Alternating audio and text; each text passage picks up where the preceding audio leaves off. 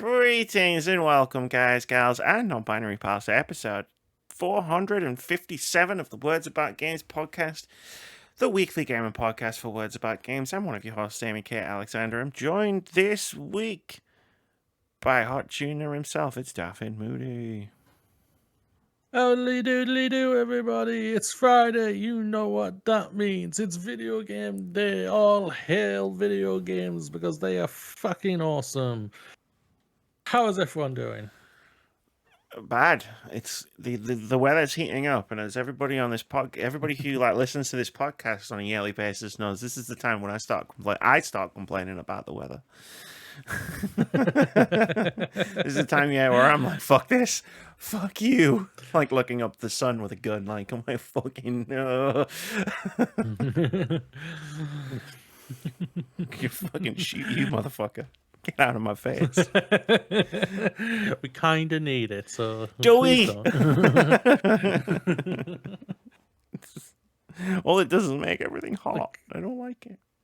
No, it's not that. That's not what's making everything hot. We know that, Amy.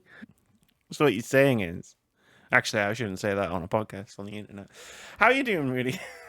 It's like I should shoot. All right. Wait. Hold your horses. This Reel is gonna that be right in. This is being recorded. We can start again if you want. If you need to get something off your chest. Just put a cut in the podcast, like, of nothing. Just like cut to the next part where it looks like it.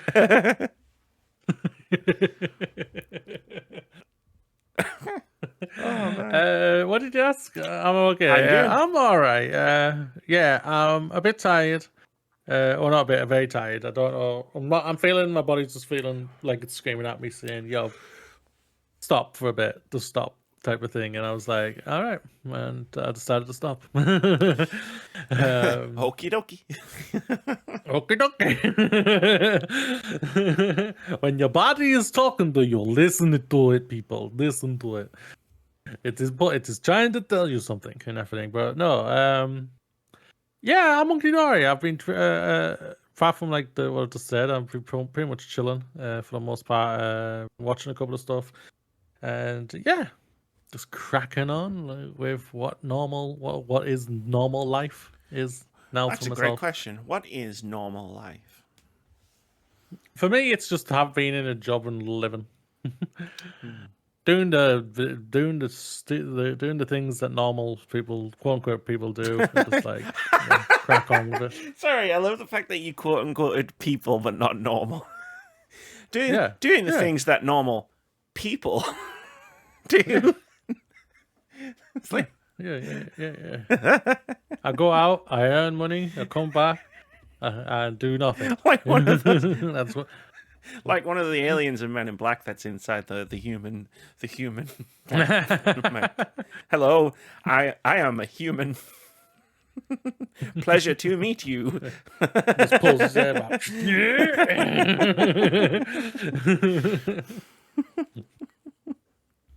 It's good movie, that first Men in Black. I enjoyed the first Men in Black. Not a bad movie. Sure. I haven't seen it in a while. Yeah. And the sequel was an abomination, and then they tried to rectify it with the third one, and yeah, it's forgettable. So. No, that's it. No Vitz this week. Yeah, we kicked them out. We got rid of them. We were like, just for a week. He'll be back next week, I think. Yeah, well, maybe if we let him. We don't know. I can't remember what his message was. I think it's just this week. It might be. It might be. I don't know. I need to stop paying attention to the messages I get sent. He might have gone out and he's met new friends and he's that is true. Like, that is true. Time to replace these two. Okay, I don't need into my ass. I don't need these two anymore. Yeah, it's about damn time. Let's kick these two to the higher ground and let's move along. It's over, Vitz. I have the high ground. Worst thing is, he'll be like, he'll be so nice about it, but yet we will still feel bad about it. Yeah, we'll feel bad about it. Like he'll tell us to it's essentially like go fuck ourselves, but in such a Yeah. way he'll do it in such a way where like we'll feel bad. Yeah. Do you think he'll say it's not you? It's not us. It's him. No, that like Do you think he'll say that line towards us? I don't think he'll do any of the cliches because I feel like I would see straight through the cliches and they would piss me off. And I feel like Vitz knows me well enough to know that would happen. but that's the real magic about it. He knows that will piss you off. That's why it's perfect to use it. Then I won't feel bad. Yeah, but you'll still. Yeah, you will by the end. You'll be like, you'll be angry with it. You'll be like, God damn it, he broke up with us, Moody. And then you'll feel bad that you've been left with me. And then you'll be like, oh, fuck. I was left with you before Vitz arrived, and I'm sure I'll be left with you long after Vitz leaves. Oh, so we are assuming that Vitz will leave eventually. I assume everyone will leave eventually. That's true. That's true. That's true. I'm the only one who's stuck around. I started this podcast with myself and 3 other people, and none of those people were you. That's true. I had like a multitude. I had a multitude of people come in and out of the podcast, like guest on the podcast before you got here. And again, I haven't seen none of them have been on the podcast for a long time. Like my level of like operation with like doing the Words About Games podcast is like at any moment I am ready for everybody to just leave. And for this could be over. This could be over. This could be our last episode. Like I'm prepared for that. Could be our last episode. I am prepared for that to happen because like that is just what happens. Episode 457, the final time. Could be the last dance. Amy and Moody's last dance. But do we remember our first dance? No. I do. I remember. 28? Was it? I remember. Like, I don't remember. I remember the story. I don't remember our first dance because when I met you, I didn't know who you were, but you knew who Fixer was, who I was with. So like, and like, I just don't remember that. I believe you that it happened because I met a lot of people when I was wandering around EGX with Fixer. I remember. Yeah, I'm pretty sure when I saw you there, and I was like, and like you knew who I was, but I didn't know who you were. Yeah. But I remember like getting to know you over the course of all of the emails that you would send to the podcast every week, like asking questions. And then listening to your podcast. That was how I got to know you. Podcast, yeah, that was how I got to know you. Yeah. Damn, I had some bad takes. I'm amazed I didn't scare you off. Oh, you did, yeah. I mean, I scared you off so much that you got me on yours for me to cancel mine. That's not what happened. I'm just want to be clear. Although you weren't the only person from that podcast that I poached for a bit. Yeah, that's true. And then he fucked off. Yeah. He left both of us. He didn't just leave you, he left me. That's how I know like our Words About Games podcast relationship is going to go the distance because you're in the fold. you're not someone who abandons, you're someone who is abandoned. Which means that's the thing that ties us together. It's the thread. It's our thread. That's our thread. That ties us together. We're both abandoned. We've been abandoned by people. We've been abandoned by everybody. Oh, bless. This is a weird start to a podcast. I won't lie for us. This is what happens when Vitz isn't here. I remember last time. Yeah, we just rolled into it. There's no one to pull the handbrake and steer us back into like sensical discussions. I don't know how we managed to successfully record a podcast without other people present, if I'm being honest. Because while I would say this is what happens whenever you and I are left alone on the podcast, this is also new. This wasn't what it was like before Vitz turned up. I know. This is the thing about it. I think we were a lot more relaxed. I don't know if it's that Vitz is just like we're feeling like we're a little bit tame with Vitz around, and now Maybe he's not here, we can unleash everything. Maybe. I feel maybe we're holding back every time Vitz is on the podcast, and now as he's not here right now, we're just like, there's no one holding us back. It's like we're kids, and we've eaten too much sugar, and our adult supervision has left the room.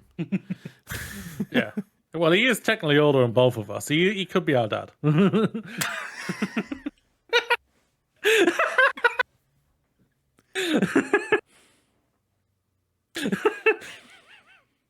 It's like, I know he's going to watch this.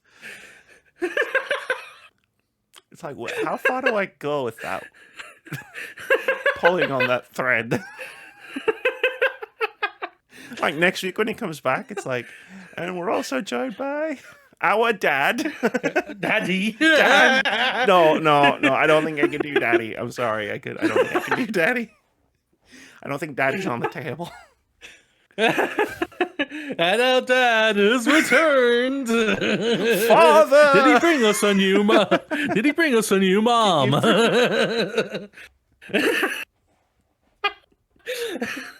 Was that why he was away last week? Find out next week.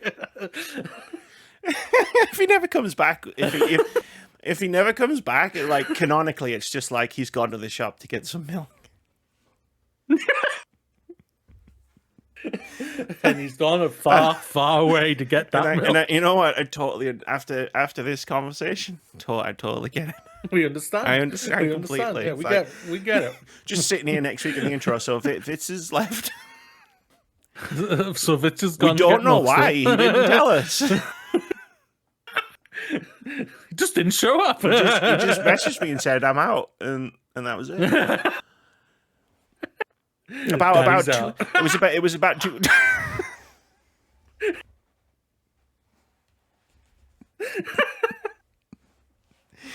Oh no.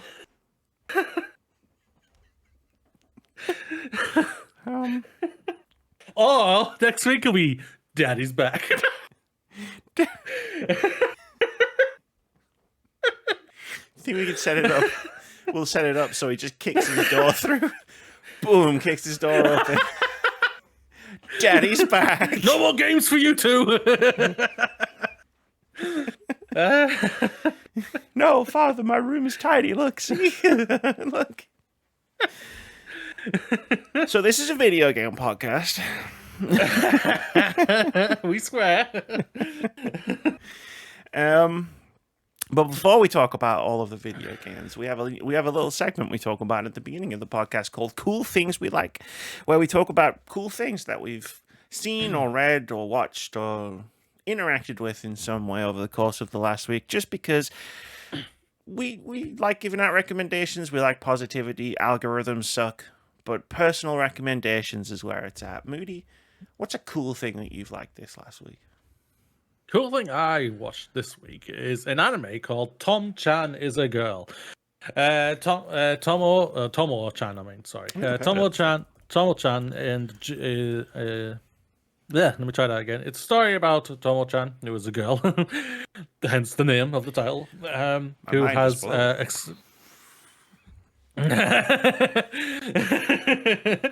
has expressed her affections to her best friend and wanting to take that relationship to a new level and everything like that. But June, her best friend, only sees her as one of the guys, and it's a story of seeing if their relationship will change and everything like that throughout the episodes.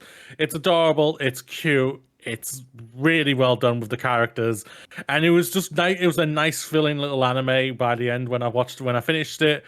I won't spoil anything like that, but it was just like by the end, it's a one and done anime. Like it covered all the manga and everything, and I was just like, that was a nice little, satisfying little anime with nice little with a good little visuals, great characters, good little story to keep you going throughout. And yeah, I had a lot of fun with it. It goes. It is an anime, so there's obviously anime tropes to it and everything, but I think it's a very well done. Uh, Tomo's all the best friends in this show are so crazy and awesome, and it was, yeah, I highly recommend it. Recommend it. It's on Crunchyroll. I think it's also on Netflix. I think if I'm wrong, it's on Crunchyroll. Go and check it out if you can access that.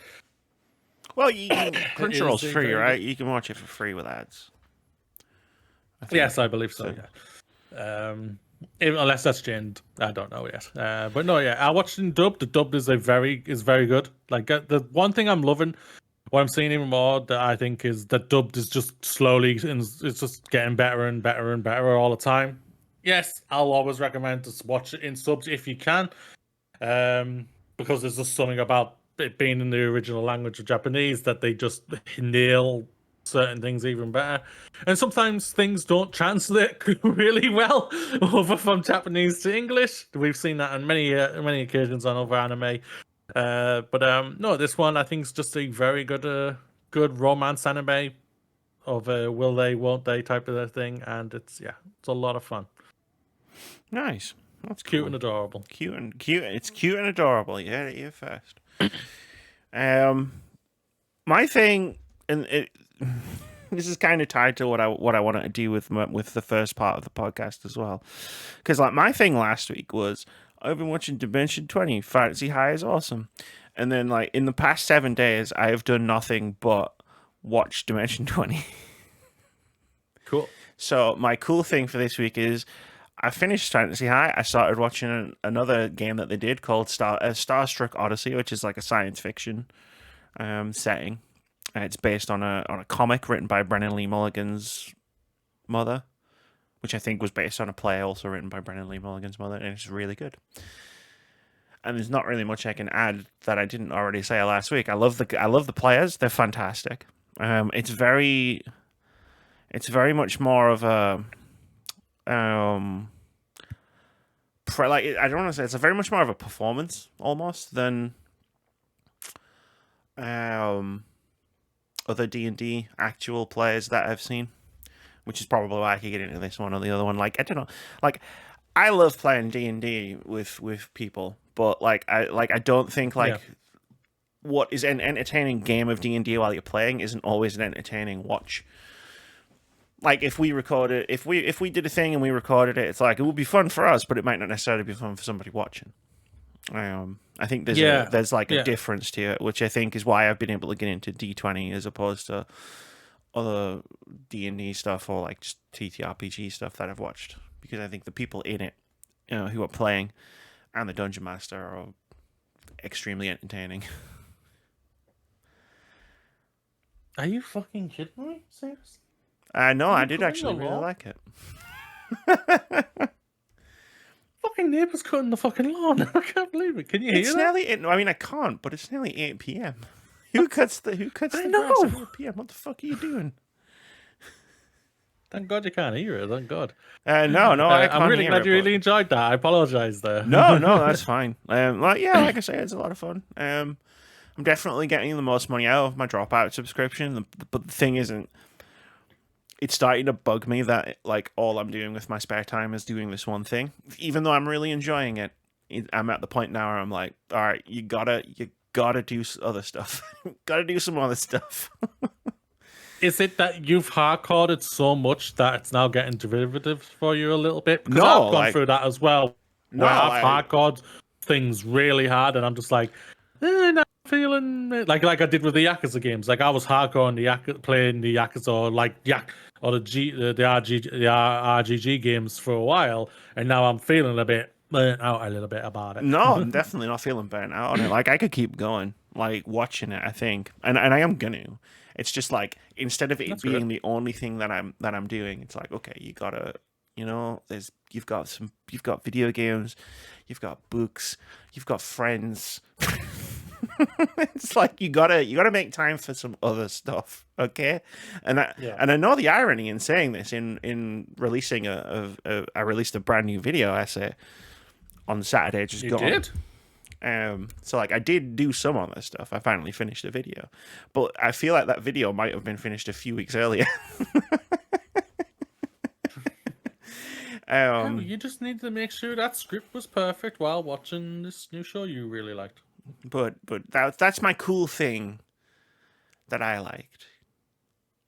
But on the subject of, okay, you got to do some other stuff with your free time. You and I were both struggling to like come up with things to talk about for the podcast this week. So if only our daddy was here and he could have helped us. But no. I know, right? Yeah. Can we? Do you think we could turn the podcast without anybody noticing into a D&D game? Just without anybody noticing. I don't know if we're good enough to do that. I don't know if we're that talented. Without anyone noticing the change. It's like all of a sudden, just doing D&D instead.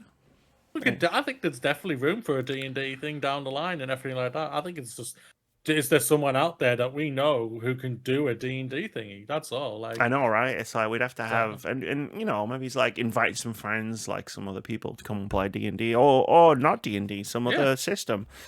But we'd have to find a game master of some kind to run the game. The one that you recommended, he failed us, both of us, massively. And so we never speak to that man anymore. You don't speak to him so much that you just nick his stuff instead. I do speak to him quite regularly. Because of this podcast and the running joke that you and Vitz have been running with, an alarming amount of the conversations I have with him nowadays are him telling me to please stop Moody and Vitz saying that you're stealing all of my stuff. and I keep telling him I'm trying. Well, Phil, you failed us so much. I don't think we can ever let this slide. So I think it's a no. I mean, but who knows? If you're nice to us, sir. If you're nice to us, maybe we just need to get the gang together. We're back together one last time to do an Among Us stream, and you just allow us to kill you all the time. What if? Maybe farewell. Even if you were the imposter. No. Hear me out here. Right. Well, what if I text everybody, right? In the Among Us gang. Okay. Now, if you're in the Among Us gang, which has been dormant for years, this is a secret plan. So if you are in the Among Us gang, I need you to like stop watching the podcast for a second. This is just between you and me. But right, well, here's the plan, right? Yeah. I'll text everyone in the Among Us gang. Hey, we're gonna get everybody together. Here's a date. Here's like blah blah blah blah blah. Set it all up, and then when we all get into the Discord, and everybody's like, "Hey, so who's got the room code? When are we starting Among Us?" And then I unveil the twist, which is we get Vitz into the call. This isn't an Among Us game. This is Dungeons and Dragons. Roll for initiative, motherfuckers. Vitz has got your characters. Hell yeah, let's do this. Got him. Let's get him in. I'll WhatsApp him. I'll message him, whatever the hell we're in. I can't remember. It's been such a dormant chat that we haven't used for a while. Like I've Keith ran a regular game for years with me and Russ and Sleepless and Elfie, and like I love playing with them. They're great players. I've played with you last year. Thank you. In that one shot, that was a lot of fun. I wasn't ready for your energy. Like because like you had never played D&D before. You'd never played D&D before, and you just went for it, and I was like, whoa. This is all, I mean, in an awesome way. I was like, whoa. But like, and like, I love everybody we played Among Us with, but I would love more than anything to see the energy Sneaky Pete would bring to Dungeons and Dragons.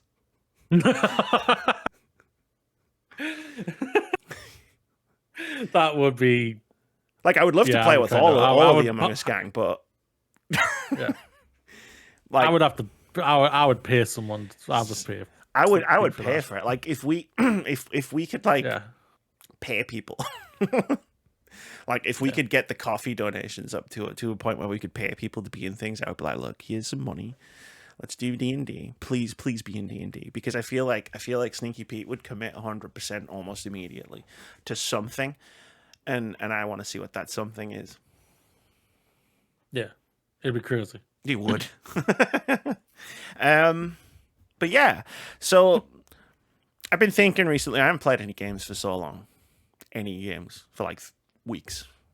Mostly because I've been finishing a video while I've been watching all of this stuff. But what I wanted to do is, it's June, which means we're halfway through the year.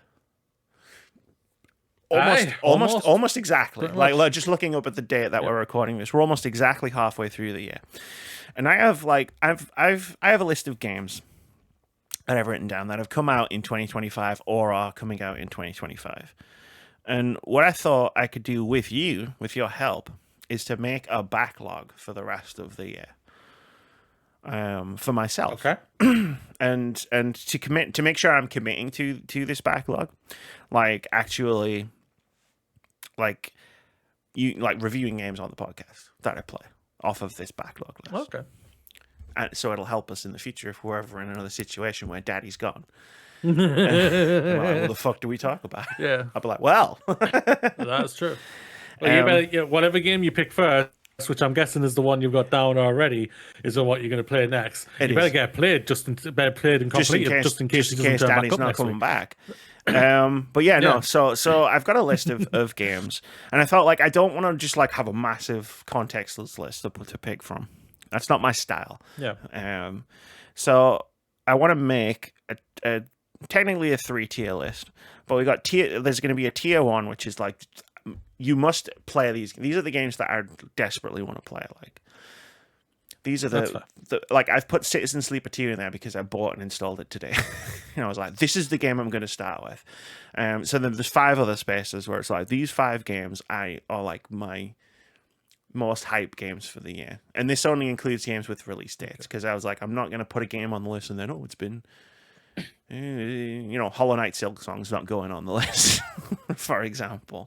Yeah, because when that gets a release date, it's probably going to shatter this list. Yeah, it is going straight on. Like it is going straight in. Like I'm leaving myself enough room to play other things, because like I've got video essays I want to make, and I've got retro games that I want to play, and all this stuff. But I've made a 2-tier list, so there's 5 slots in each tier. Tier 1 is like, these are the ones. Drop everything to play these, and then there's a tier 2, which is going to be like, I would really like to play these. I probably will find the time for them, and then just everything else, which is just like, if I can get around to these games, like I want to play them. And I'm gonna say a bunch of games, and then together, Moody, you and I are gonna figure out where to put them. Okay. I thought it would be a fun collaborative group exercise. I'm for this. So I have Citizen Sleeper 2, which is, again, installed. I'm going to start playing it at some point soon. So I thought I'd just add it as an extra one because, I'm going to do it. The next one I put on was Cabernet, which is the vampire RPG that I have bought already. But I bought it when it came out and then just didn't get to it. And I'm thinking of like, what's the fastest way I can get these links to you, because I can't minimize Discord. So I might just, if I just like send you like a bunch of links to Steam pages, and then you can look at them. Where are you sending this to me? I will send it on Discord. I'll just do it on my phone. Boom, boom, boom, boom. If I'd planned this out, if I'd had more time to plan this out, and I hadn't thought of this in the last hour before we started recording, I probably would have put them all in a Google Doc for you, so you could just click on them as you went down. But this was a bit slapdash, a bit spare of the moment, but I'll read this thing. Cabernet it's a 2D narrative RPG set in the 19th century Eastern European-inspired world with a modern twist. Guide Lisa, a young vampire, in her new life among the unsuspecting townsfolk. Will you retain your humanity or descend further into the horror that you have become? I played this demo for this last year, I think, at Steam Next Fest. And had a really good time with it. And it is, of all the games on here, is one of the other one that I own. I don't think I own any of the rest of them. And some of them aren't out yet. But so I definitely want to put this on one of the 2 tiers. For sure. But I don't want to start filling. I don't know if I want to start filling up the tier 1 yet, because there's some fucking games coming out that I'm like, well, this is a drop everything. I don't think Cabernet is a drop everything game. It's good. Going from the trailer, it look like a very Amy game, no doubt about that. It's like screams Amy. I see it and I just go Amy. Basically, yeah. Amy would play this. Yeah, let me go. Let me just recommend this game to Amy. This is an Amy-ass game, no doubt about it. But no, yeah, it looks beautiful at the same time. I like that. It screams, what's that? Overboard. Even though the art style does, it's more of an app. Yeah, the art style screams Overboard, which was one of my favorite games when it came out. So so going off what your vibes are. We'll put. I think I'm. And you're saying you've got other games that are coming that year. Yeah, I think I'm comfortable putting that in the. I was gonna go there or 6 on tier 1, but yeah, if you're happy with that. We'll probably play, maybe. Who knows? And then I'll call this one Who Knows. And then I'll call tier 1 Drop Everything. Within reason. If I'm holding a bunch of knives that I've just got out of the dishwasher, I don't want to drop those, right? Did you mute yourself? Myself didn't realize I didn't unmute myself. I just looked up. And then there's obviously tier 0. There's like tier 0. Silksong breaks everything. Yeah, tier 0. Silksong. Other video games destroys every other exist. Don't matter anymore. Yeah. I'm sort of like, okay, so we've got that one. The next game I wrote down was Mafia: The Old Country, which I don't think I need to describe to you. No, I don't think so. I would put that's for me is tier 2. It screams like a tier 2. It's definitely like no higher than tier 2 for sure. Well, there's only 2 tiers, so. Well, no, like I just pointed out there's a one underneath for like, who knows? Maybe I'll play this. I've got more than 10 games. Oh, I didn't see that. Sorry, yeah. Sorry, I'm literally how I've got my screen, the document. I only had tier 1 and 2 showing. I didn't realize there was an overflow. There's all the games I've got written down. All right, that makes my life a lot more. I was going to say, easier. Hold on. Let me just put this here. Like I've got it on my laptop. For me, Mafia. I disagree. I think Mafia goes overflow. Yeah, that's what I was thinking. It was like I liked Mafia 2 a lot. I played that years ago. I got it free with a graphics card or something. But like, I think that's a wait and see as well. Like, not even just maybe I'll get around to playing it. But it's what's the vibe around this game? Like, yeah. Mafia. Sure, I think we both did. I saw your cursor following mine. I was like, it's a race. Everybody's golf hot shots. I mean.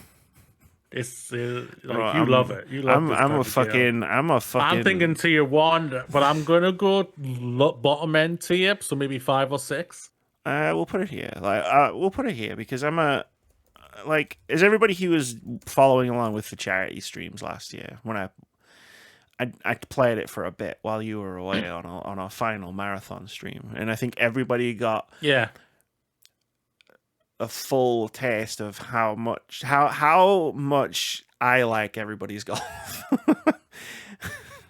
Yeah. And if they didn't, when that Nintendo Direct happened earlier in the year, and they announced that everybody's golf, And I screamed, I shouted at Vitz because Vitz put the doc together and put all the announcements in a weird order, and he put everybody's golf at the bottom. And I was like, "You motherfucker! You put the best fucking game at the end of the fucking thing." He knew what he was doing. He did. It's true. It kept me engaged throughout the whole thing. Whereas, like, I couldn't just be in everybody's golf sickle right off the bat and then just be like, "Yeah, I'm done." All right, I'm leaving now, guys. I'll see you next week. Text me when this story's done so I can come back. Type of thing. Yeah, pretty much. The next one's Silent Hill F. Yeah. Silent Hill, isn't it? I'll state this right now for me. The next two games you've got here, Silent Hill F, and I won't say the next one yet until we get to it. These are what I want to play this year. This is like Moody's these tier two one. are screaming at me. Yeah. For me right now. Yeah, I think I'm gonna put. I'm not really that bothered about the Silent Hills. The Silent Hill F is tier 1, easy. Yeah, easy. And I was thinking 3. That's where I put it. It looks gorgeous. Like at the trailer from what we saw last week, I was just like, yeah, I really like that. Like I said when I came back, because I missed the podcast you talked about it on. Like I like that was probably my favorite trailer of admittedly of the small amount of trailers I saw like over the Summer Games thing. That was easily my favorite one. Like it's very interesting that. Like, it's a very interesting looking game. It's a very interesting direction to take Silent Hill. I did really laugh at the fact that like you're playing a schoolgirl, but and like my worry with playing a schoolgirl was they were going to take it down the route of, oh no, you have to run away from all of the scary monsters because you're a school child. But then like there's a part in the trailer where she just picks the big pipe thing up and just starts attacking like a Silent Hill protagonist. And I was like, yes, they fucking get it. It's not a Silent Hill game if you can't beat monsters to death with a metal pipe. Yeah. This is the thing about this one. Feels like what I was kind of hoping for when Silent Hill 2 came out last year. Like we both gave good reviews and everything. I know you were higher on it than I was and everything, but you have a bigger affinity to that game than I do anyway. So, but no, this one screams out. This is like a Moody. A Moody-ass Moody game. Next one is a Moody ass game, hell yeah! Moody-ass Moody game. Which is freaky. A lot of it's horror. I've noticed that that you're starting to like trend more towards like, apart from obviously like your RPGs and your just Japanese games in general, you are starting to like slowly move more towards horror games. Yeah. It's an interesting thing, yeah, no doubt. Next one is, funny enough, an RPG. Final Fantasy Tactics. I've never played this game at all. No, yeah. When I saw it was announced at the State of Play as a remaster/remake, and then obviously you're getting both versions of the game, which I think is fantastic. Obviously, you got the old original version, and you got the newer version, which has voice acting in it. And it's fucking, I did it. It's if I'm correct, but correct me if I'm wrong. I think it said Ben Starr's in it again. Or something like that. And I'm just like, what the fuck? This guy's everywhere. Go away. Wait, is Ben Starr in Final Fantasy Tactics? I think he's voicing one of the characters. I might be incorrect there. If he isn't, then I'm seeing it on Google. I don't 100% trust Google. You trust Google. So I don't know. Maybe I might be incorrect there. I might be incorrect. If I am, I am. Either way. Yeah, but no, yeah. But I've heard nothing but great things about this game. And obviously, right now, I'm playing through Final Fantasy VI right now, which I'm enjoying, everybody, just so you know. But I haven't got that far. I haven't played much either. Oh, yeah, there he is. Since a couple of weeks ago. He is in it. Ben Starr is playing Dice Dog. According to this. Yeah. Nice. But, I think this is. Have you played this before? No, I've never played Final Fantasy Tactics. So they released it on PS1. Like, that was where it first came out, but it never came out in Europe on PS1. That's it. That's a lot of old RPG games from Japan. Yeah, so I didn't play it obviously like then, and then it came when they did the port. It was to PSP, which I think it was PSP, which I never had. So, Like it was never a game I had a chance to play. Like there was a sequel. It came out on the Game Boy Advance, I think. It's like it never like aligned with anything that I had to play video games on. And it is like it's the game. It like it. A lot of people call it the best Final Fantasy. Yeah, that's the thing about it. Yeah, everyone's saying that. As a lot of people say that as well. So, I wanna go tier 1 for it. I think it's it below Final Fantasy? Not Final Fantasy, Silent Hill, or is it above it? What are your feelings? Are you thinking lower, or are you thinking even tier 2 maybe for yourself? How's your vibe for it? Let's put it in. I want to put it in. Put it in below Everybody's Golf. I'm not adding extra games. Sorry.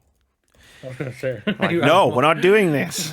I was looking at tier 1 going, tier 1's getting quite full, but it is Final Fantasy. That is true. But yeah, I think tier 1. Yeah, like I think putting it in tier 2 just because. Putting it in like because like I will probably play the other game, the other 5 games on tier 2. So yeah. Yeah, tier 1's good. So the next one is a little dinky little indie game that I've been excited for since I saw the Wholesome Games 2 years ago. Which is Tiny Bookshop, where you run a tiny bookshop. That's it. Yeah, I've got the store page up. Leave everything behind and open a tiny bookshop by the sea in this cozy narrative management game.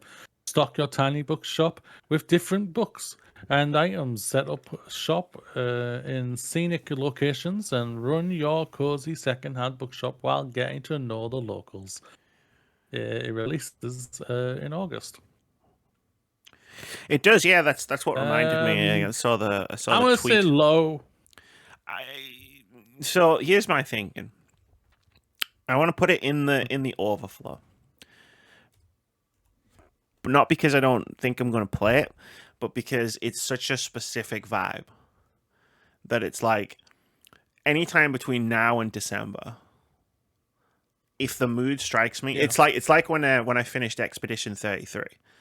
And I went like completely off the fucking grid and just went, I'm gonna spend a weekend playing 2 Point Museum because I'm in the vibe of like I want to play 2 Point Museum. I think like I still want to play that game. It's very good. But like I played it and then I haven't played it since.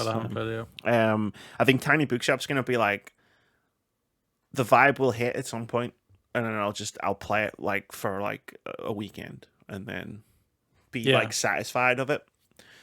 Like I don't think it's going to be something that I'm going to be like I'm going to go out of my way, right? Okay, let's play this. Let's sit down. I think one day I'll just be sat here in like August or September or something, and I'll just go, I'm going to play the bookshop game, and then I'll just play the bookshop game. So I think I'm going to put that there. Can't ask so much more. Yeah.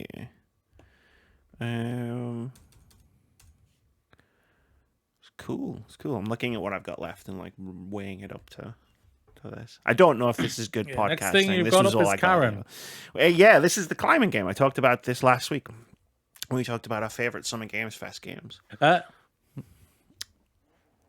coming out in November, developed by the Game Bakers.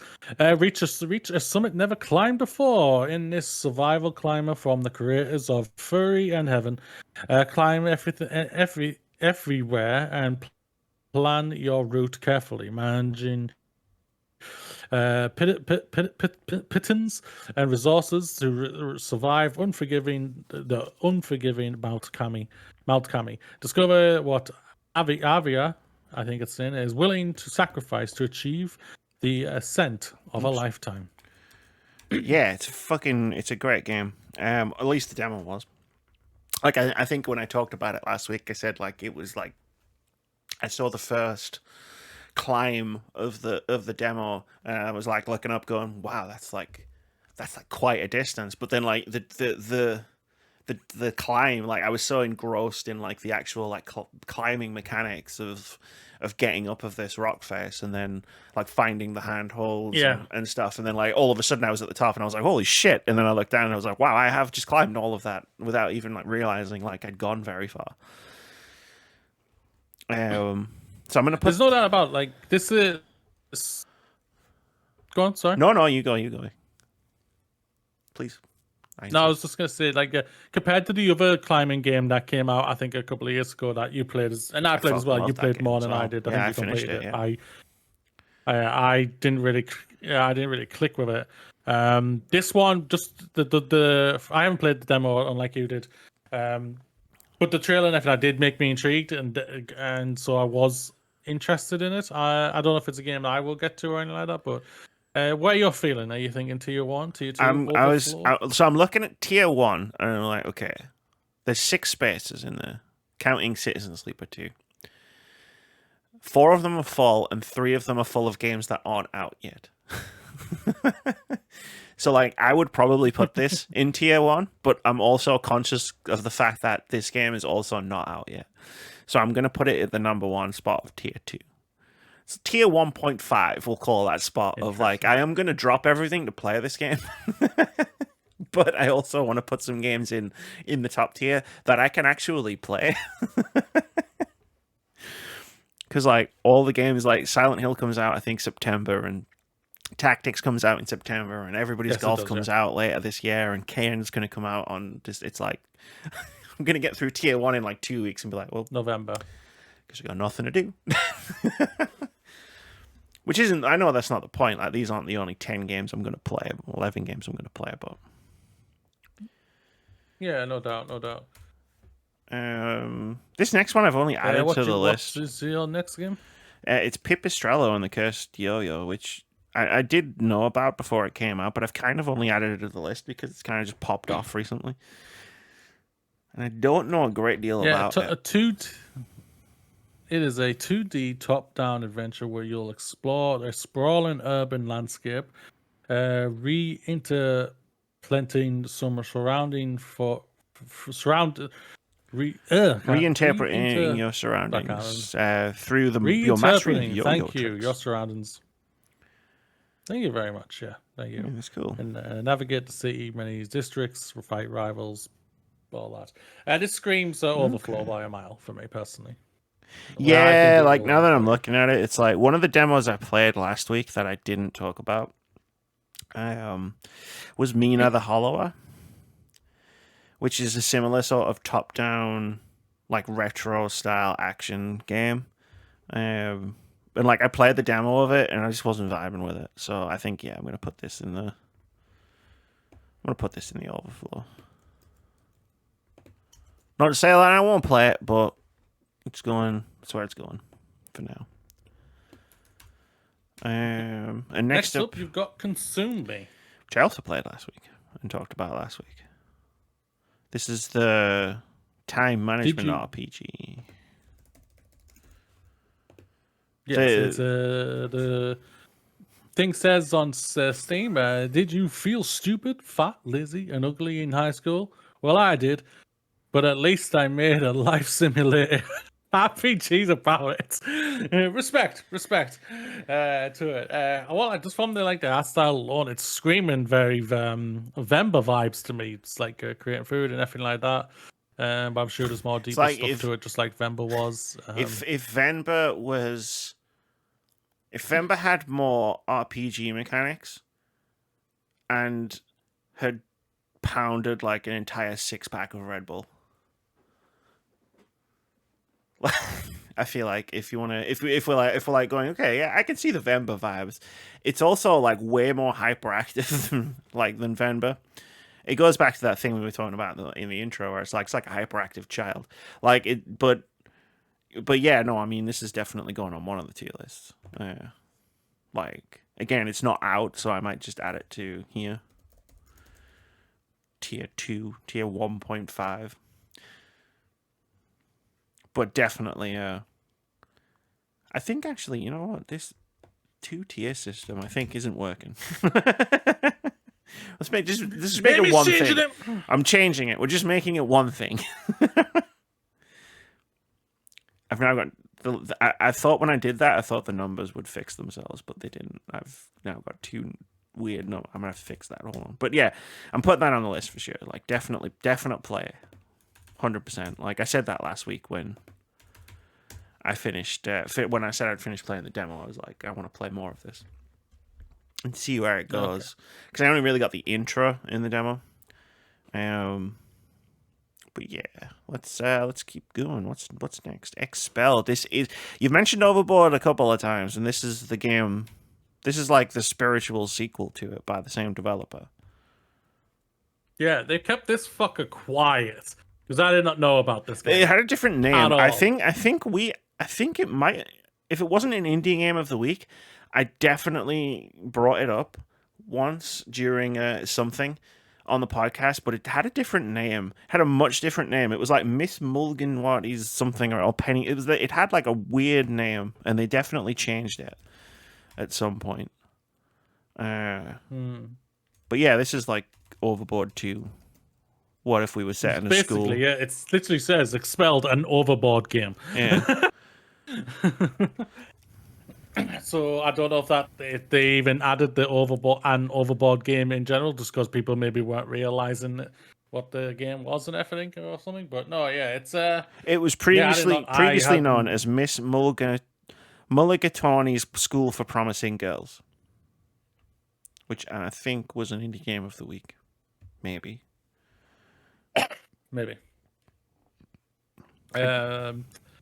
This tells me it's between. It might be. I think this goes between Final Fantasy Tactics and Karen. For me, I think everything else goes down a little bit, and that one goes up because it's Overboard. It's an Overboard game. Equal have done nothing but really two great games that we really enjoyed. I know you enjoyed the last one. Was it Highland? Highland Song. Yeah. Highland Song more than I did in everything, but the art style and everything, music was gorgeous in that game, and Overboard was just one of those sleeper hits that came out of nowhere for me. So that's how I would put it. But I remember Overboard. It's your list, Amy. Our journey into Overboard. It was one of the few times and I don't mean this as a dig, but it was one of the few times you got a game before me, and you went nuts for it. And then that got me to play it, for me to go nuts for it. Yeah. Like, what was that other game? Top 10 of that, yeah. Yeah, what was that other game you did it with as well? The music game. Well, it was a narrative game, but it was about the band. Is that just Stray Gods? No, you don't play that one. I haven't played that yet. About the band. We are OFK. Band. That was the game. We are OFK. Oh, yeah. Yeah. I was like, you did it with me as well, because I remember the screen. You were trying to get me to play it for like 2 weeks. Then you sent me that screenshot. Oh, no. I sent you a screenshot for one of the dirtiest, sexiest lines ever. I was like, I spent like a good week or two where you were like, you got to play this game, and it's great. And I was like, yeah, I'm sure I'll get around to it. Like, I like the look of it. I'll get around to it. And then like one night, you just sent me that screenshot, and I just went, fuck, I'm installing it. It's installing right now. I should have just said, Amy, it's a gay game. There, go. There are gays in this game. There are gays in this game, Amy. Go, go, go, go. That's what I should have said from the beginning. Would have worked. It would have, no doubt. Yeah. But no, yeah. Eichel, great developer, and I can't wait to see what it's on my it's on my radar now. Expelled, so I put it on the list. Mm-hmm. I've also added a 12th step to the list because there only being 11 is bugging me for some reason. I don't like the number 11. That's fair. I need to know what the next game is. So the next game is The Root Trees Are Dead. This came out right at the start of the year, and it's very overwhelmingly positive on Steam. It's overwhelmingly positive on Steam. I'll read the thing. A genealogical mystery straight out of 1998. Scour the early internet for clues, uncover hidden connections, and piece together the family tree behind a secretive root tree corporation. It's a very thinky game. That sounds awesome. That sounds awesome. Like, yeah, I don't know why. It's just this game's even speaking to me. I'm adding that to my wish list. So you're doing an investigation, and like piecing stuff together, like, and like you're browsing the internet inside the game, and like piecing things together through stuff that you find, like in the game, which like I love that kind of shit, right? Like, Return of the Obra Dinn, was a big one. For like where it's like you don't. Oh, there's another game. It's escaped me at the moment, but I'm sure I'll remember it at 2 a.m. I'll suddenly bolt upright in bed and say the name of this game out loud. But yeah, no, it's very cool. Like the trailer's playing now, and it's just like, yeah. It's part of 2 bundles on Steam right now. One, the 90s mystery adventure bundle, and then the cerebral puzzle detectives, which there's Obra Dinn. Thank you. Yeah, there's the Obra Dinn.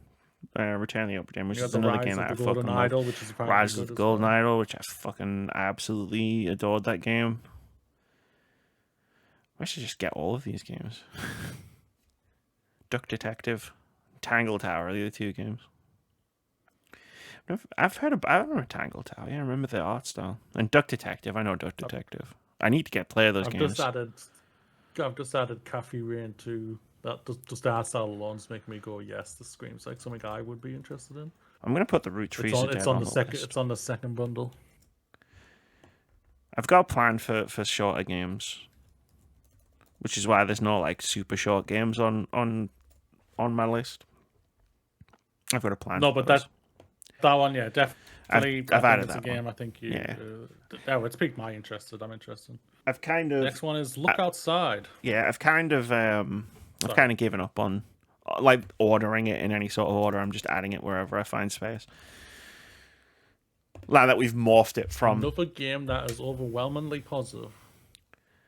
Look Outside is a survival horror RPG set in a single apartment building. A mysterious event turns anyone who looks out the window into grotesque monsters, leaving the world in absolute chaos. Scavenge the building to seek food, supplies, and weapons while encountering strange characters.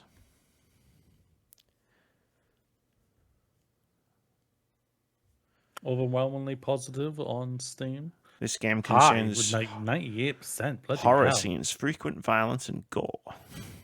It's like when you boot up an old PS1 survival horror. This game contains scenes of extreme violence. And it seems like it's a full-on RPG as well, like a survival horror RPG. Yeah. Oh, it is. Yeah, it looks like it's got turn-based combat. Yeah, that's it. Yeah, it's a turn-based combat. Sorry, the reveal trailer's playing. I wonder if this one,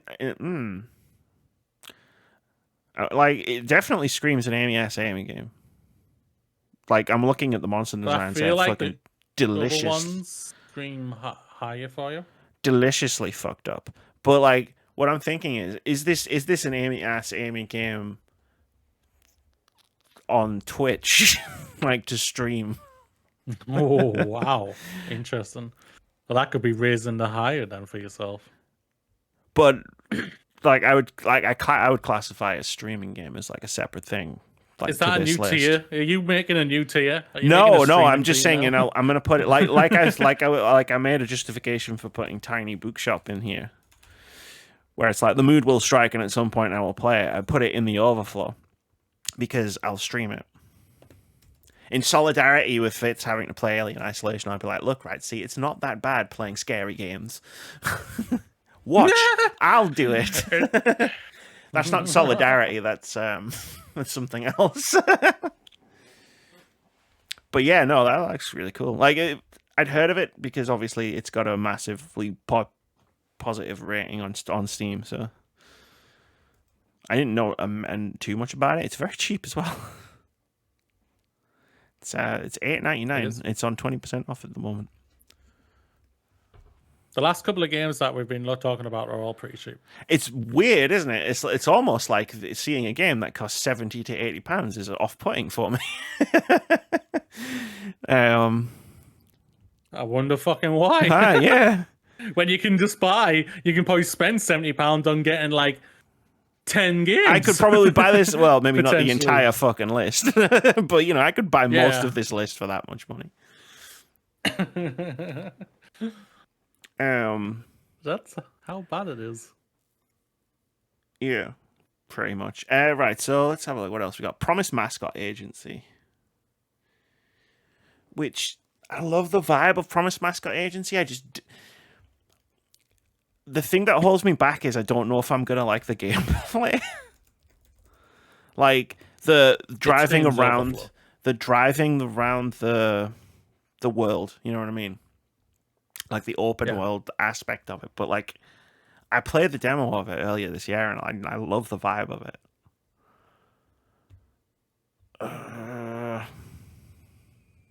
just not in that headspace at the moment of being like, hey, get in a truck, drive around, like find someone's cats, like go like explore and find new mascots.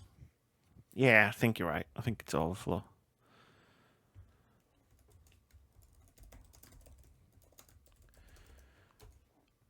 Most likely. Next up is Rosewater,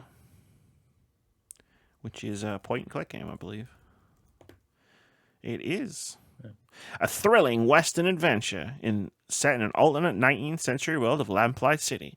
Embark on a harrowing journey across the frontier with Harley Ledger and her ragtag posse, encountering bandits, rebels, visionaries, eccentrics, and many more friends and foes on your quest for fame and riches. Yeehaw! I added yeehaw. Yeehaw, cowboy! Wasn't in the thing, the description. It screams an Amy-ass game, no doubt about it. It looks really canny, I won't lie. And sometimes it's like a cowboy game, just like speaks. I like westerns, like just as a general thing. Like I do like westerns, and I like point and click games. You do, you very much do, no doubt. And again, it's also not that expensive. No. Again, $16.75 compared to a $70-80 £80 game. Should I buy 7 indie games or Mario Kart? Let me think. Like I know there's an argument to be made. You also have to get the console. Yeah. Should I buy every indie game I've ever seen that I'm interested in, or a Nintendo Switch 2? With Mario Kart. Yeah. Like, and I know quality over quantity, but like I feel like there's a lot of quality at this point. So yeah, I'm adding that to the list. There's 5 games left. I've got Into the Restless Ruins, The Horror at Hyrule, which I'm gonna throw The Horror at Hyrule into the overflow straight away. And then Skin Deep and T. Into the Restless Ruins I did at Steam Next Fest earlier this year. That's the roguelike. The deck building roguelike. Another roguelike deck build. So the fact that it's on this list should say something. Because I made my statement about deck building roguelikes last week, where I was just like, does everything have to be this? But it's still here. The Horror at Hyrule is a deck builder as well, isn't it? I did that one. I did that one at the same Next Fest. I did Into the Restless Ruins. I've already thrown this one on the overflow. It's like a board game. I know. Yeah. It's very much like a board game. It's hard to like sum it up in a couple of sentences. Explore a haunted mansion with your team of investigators. Summon dark entities, craft powerful protections, uncover the fate of the missing family, and choose your own path through the darkness. I think it's one I'll get around to eventually. But right now, as I'm like building a backlog list, I'm just like, maybe not like drop everything. So I've got 2 spots left and 4 games to fill it with. So Into the Restless Ruins, Wander Stop, Skin Deep, and 2 a T. Skin Deep is... I think one of them is Wander Stop. One of them is Wander Stop. I think you've been wanting to play that game for a while, and I think that just tells you. I think it is. I think you're right. I think Wander Stop. I'm just going to put it here. Again, the order doesn't really matter. Like, Moody's probably looking at going at number 2, though. Like, no, it's just... I'm ignoring the order of the list at this point. In fact, I'm just going to... That's fair. I'm just going to turn it into a bullet point. 2 a T looks absurd. But I don't know. It's an Annapurna game. You do like your Annapurnas. But also it's kind of screaming to me as an Overflow game at the same time. Yeah, like maybe another one that I stream somewhere down the line. Because it's not very long. Apparently. So if I put that in the Overflow and then I kind of want to put Skin Deep, I think, into the list. That's what I was kind of thinking. You put the Into Restless Ruins goes Overflow and Skin Deep goes into the list. Because Skin Deep, like, I'm looking at it right now, it just screams... It's going off of how many type of different games you've got on it, but some of them also kind of very similar in style. This one's screaming in a batshit crazy way. Yeah, like it's an immersive sim, first-person shooter, like... You know, like I'm watching the GIF on the Steam page. It's like you're outside the spaceship, and it's like you shoot the window out, so the dude flies out the thing, and then you get in and like seal the window up, and it's like that's my kind of. I love systems like that, right? Like it's like when I was playing Dead Island 2, which had those sandboxy elements, and it's like I sent that clip to everybody where it was like this. Look at this cool thing where it's like all the zombies were at the window, and I got the water can. And like poured it all out the window, and then I threw a car battery into it, and like killed a bunch of the zombies, and then threw the battery through the window. It was like I killed like 30 zombies without actually fighting them. And it's like that's my kind of gameplay. And Skin Deep looks like it's proper. It's like it's set up for that kind of those kind of shenanigans, right? And plus, I like the developers, the mature content description. The developers describe the content like this: blood. That's all it says. Yeah. You know what? Screw it. I'll put Skin. You know what? Skin Deep's going to go on the list. Skin Deep's going to go on the list, and Into the Restless Ruins.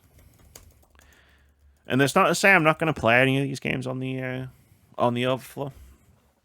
But my focus is going to be on the 12 games that I've put in the backlog. So I'm going to play these games and bring back a book report, a game report, if you will, throughout the year on the podcast. And we'll be like, I played one of the games off of the list. It's going to give me some direction and some focus when I'm not making video essays. Because it might shock you to know, but it takes a long time to make a video essay. Crazy. And I need something to do. I need something to do. Right? Exactly. So you know more than anyone how long it takes to make a video essay. Now the question ultimately now is coming is which one comes first? That one or the next Mass Effect game? Oh, imagine if I just waited. I just waited until Mass Effect 5 came out. Would you be pissed if I did a Dragon Age video first? If I just snuck in one day, I just went, Moody, I'm making a video essay, and then a little bit later, Moody, it's about a BioWare game, and then like a month later, Moody, it's about a series of BioWare games, and then I just never told you what it was about, and then a month later, massive Dragon Age video. Hey, me! I am a massive fan of Inquisition. I love Inquisition so much that I would love it. Because I'm guessing you would talk about all the Dragon Age. All 4 of them, yeah, for sure. Yeah, so, but at the same time, I would be irked like fuck, but I also know how much you've struggled with that with the Mass Effect one. That's kind of irked you. It's pissing you off at the same time. Yeah, it was. So it's like, yeah, it was. I stopped thinking about it. It stopped pissing me off. yeah.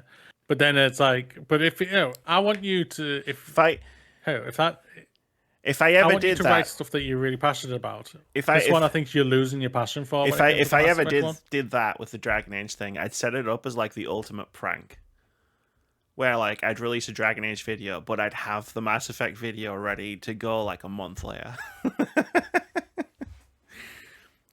So you would hardcore it like crazy to do that, Jesus. Yeah, that was a bit crazy, but no.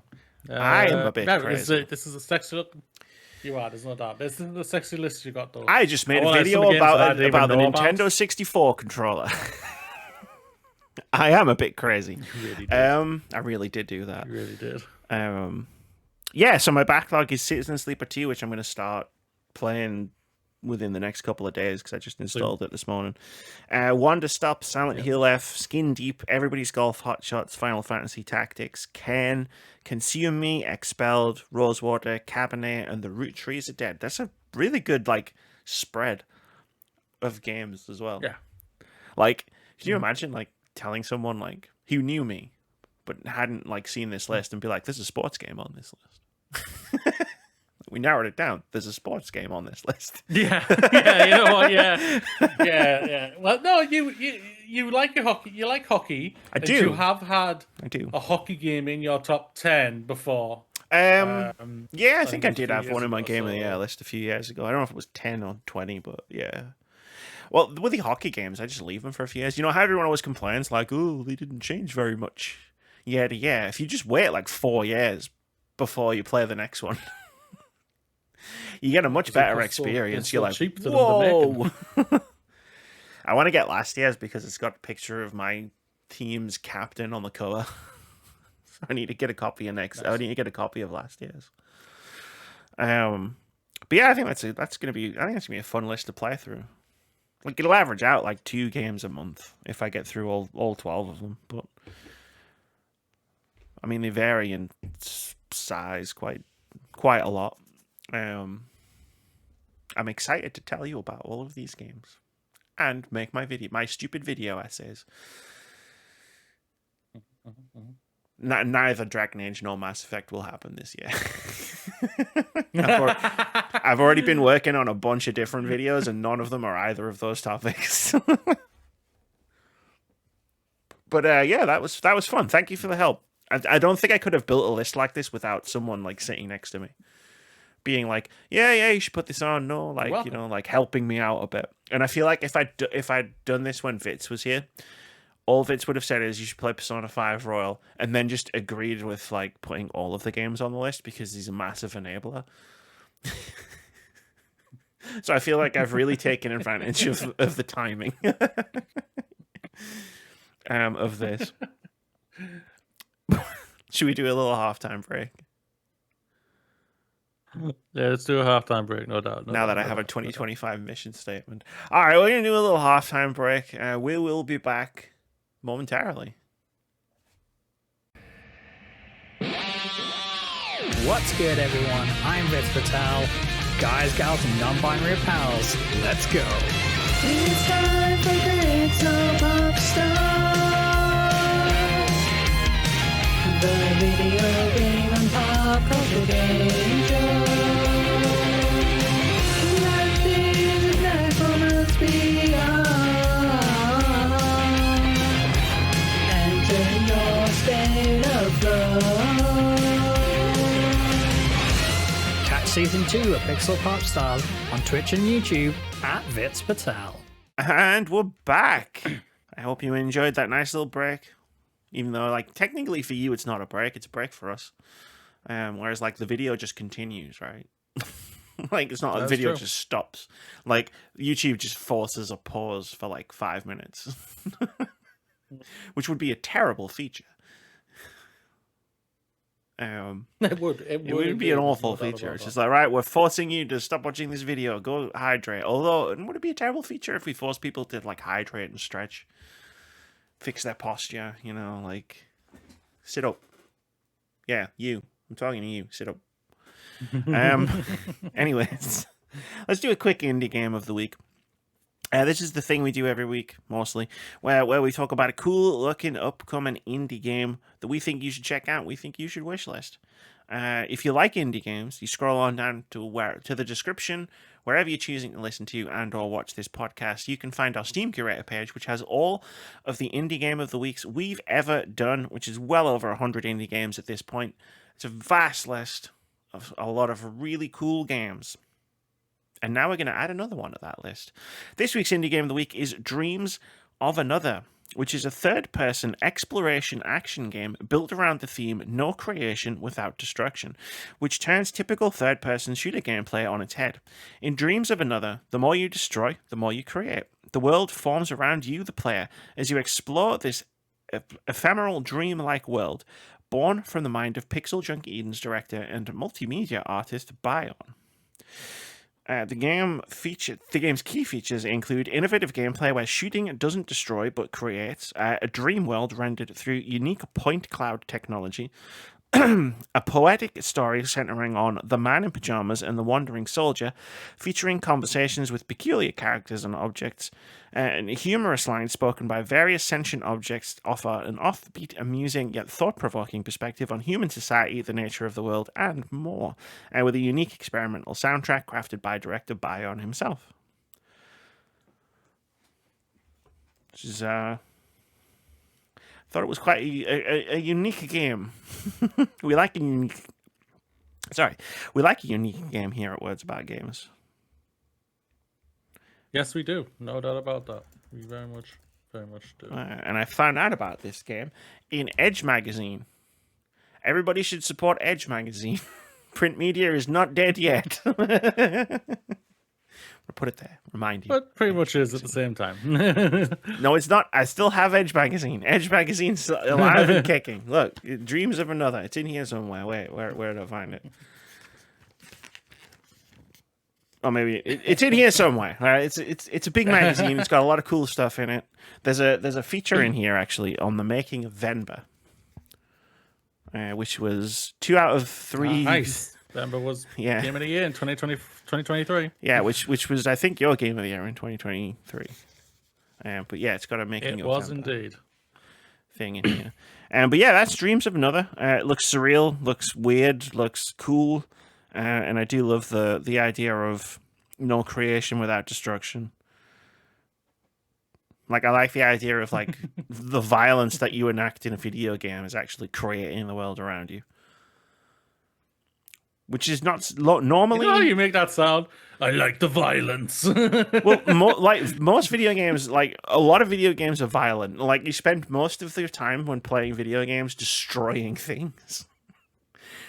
That is true. People do like the pew pew pew pew pew pew pew pew. So you still do the pew pew pew pew pew pew in Dreams of Another, but instead of like killing everything, blowing everything up, it's like building things. Like, that's cool, right?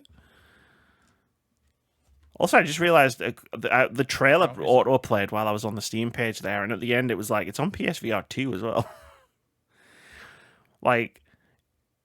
Interesting. Yeah, because I was like looking at the visuals and I'm like, damn, it's trippy. It's like trippy as fuck. Like just watching the trailer, like in like on a 2D video, but like the idea of like it being this trippy while I'm also in VR, like that sounds wild. But yeah, that's Dreams of Another. There's a link to it in the description of the podcast wherever you're listening to and or watching. Scroll down, click on that if you like the look of the game. Hit that wishlist button. The wishlist button is actually really important for small developers. It really helps them out if you wishlist their games. It does indeed. No doubt about that. Yeah, so that with Indie Game of the Week, another Indie Game of the Week under our belt, Moody.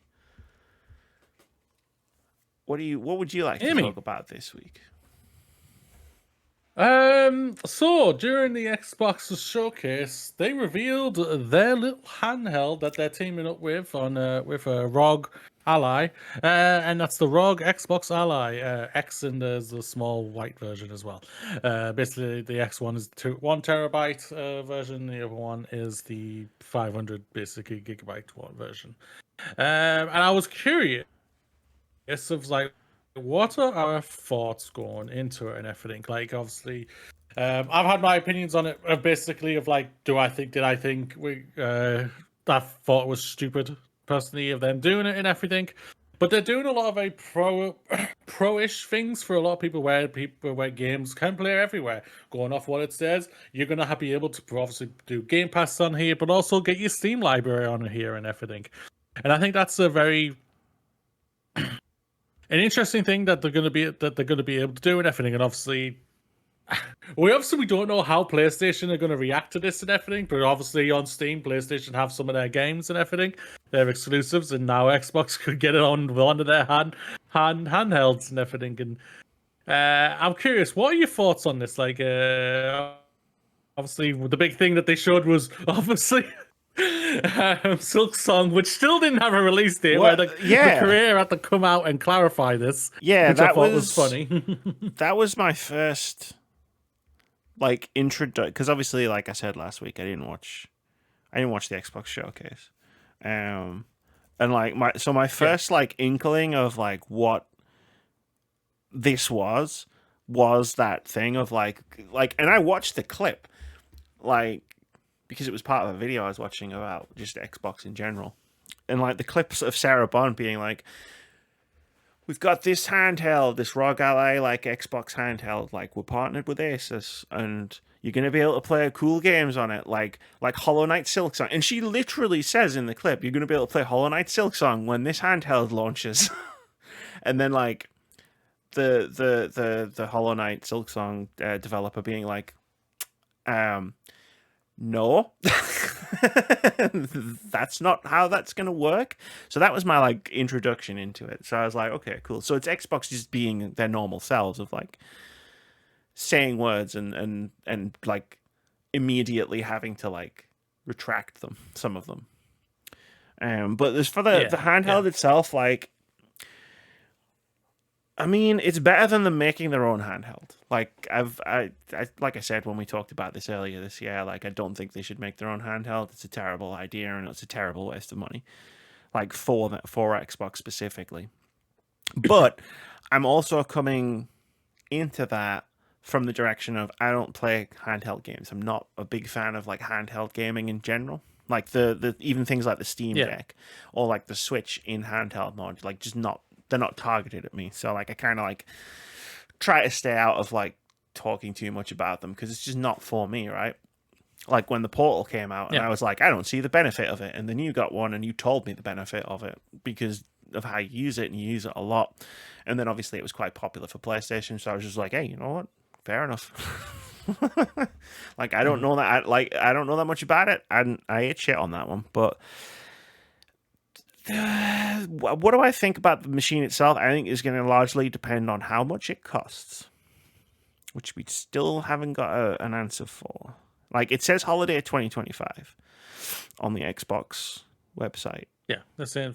Yeah, the same. They could obviously probably October, November time, probably before Black Friday. Sure, fair enough.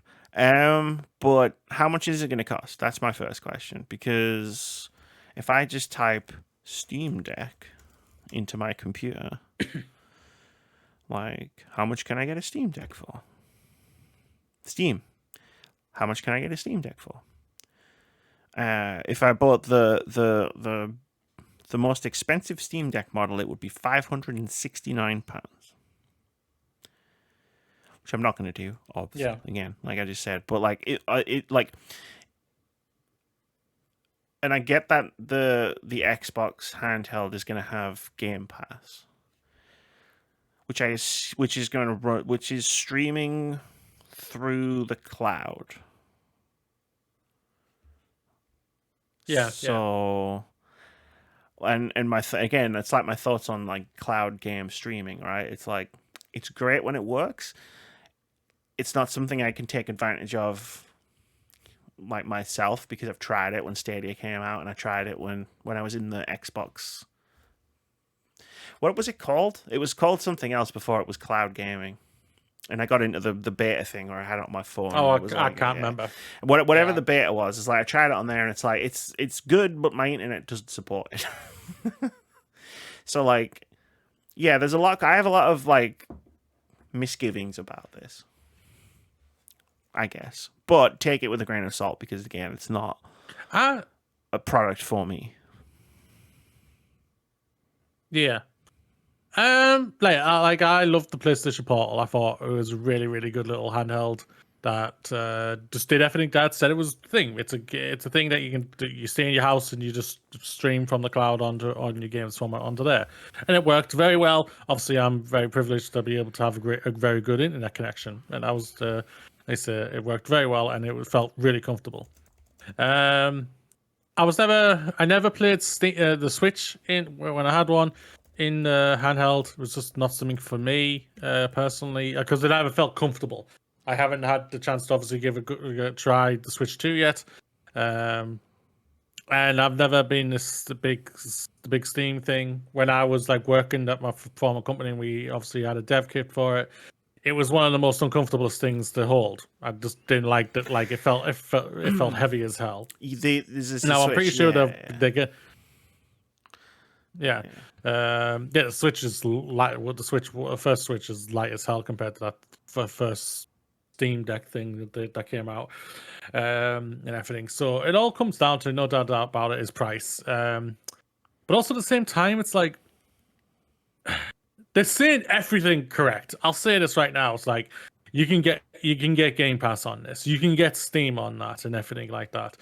But I don't know if it's really cutting through to what they want and everything. I see like little things online and like little clips from like when I was doom scroll on internet through Instagram sometimes, and I see silly things like where people are making fun of just like, PlayStation, we're going to be able to get your games on an Xbox now and everything, and it's just like, I don't think they haven't come out and said anything, but I don't think PlayStation are going to give a flying hoot because they're going to be like, oh, if you're going to buy our games, they don't really give a fuck. Yeah, right. It's like type of thing, okay, and whatnot. cool. So it's like, so wait, did you just spend another £70 on a game? Cool. Thank you. Yeah, that's basically how it is. It's literally on the thing of like that, and you've done it through Steam, so Xbox don't get any of that money whatsoever. At all. It literally is 30% to Steam and the rest goes to PlayStation, and it's just like, well, we're good here. So yeah, I guess like if you're buying a game on Steam, paying Steam, you're not paying Microsoft. Yeah, there's no doubt, and it's just like, and I think PlayStation just like, I might be completely incorrect here, but I'm just like feeling like PlayStation just gonna be like, fine, we have not had to do anything or even speak to Xbox about this at the end of the day, and we're fine with that. If Xbox want to fork out millions of pounds or dollars to create a handheld that may or may not sell really well, because at the end of the day, the handheld market is a very niche thing of like, that really is just a Nintendo market in general. Like the Portal sold really well, but I think it was a surprise for PlayStation of how well it sold. Steam Deck is Steam. People love it.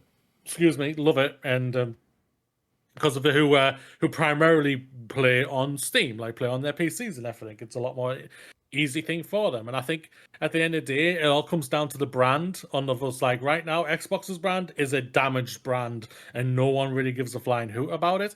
So I think I think people who are on Steam, they're just gonna be like, I can get it on Steam. I'm gonna be fine with my Steam Deck. Nintendo don't really give a flying hoot. And PlayStation, I don't think are gonna give a flying hoot either. For me, but it's an interesting thing. There's no doubt about. Like, I like the look of it. Going from the look of it, I think it looks like really potentially looks like it could be very comfortable to hold and everything. Even though it's got the stupid offsets, I've never been an offset controller guy. Personally, it's just not my PlayStation controller for life, bitch. Style. But basically, I'm not gonna lie, yeah. It just feels more comfortable, the PlayStation to me, but yeah.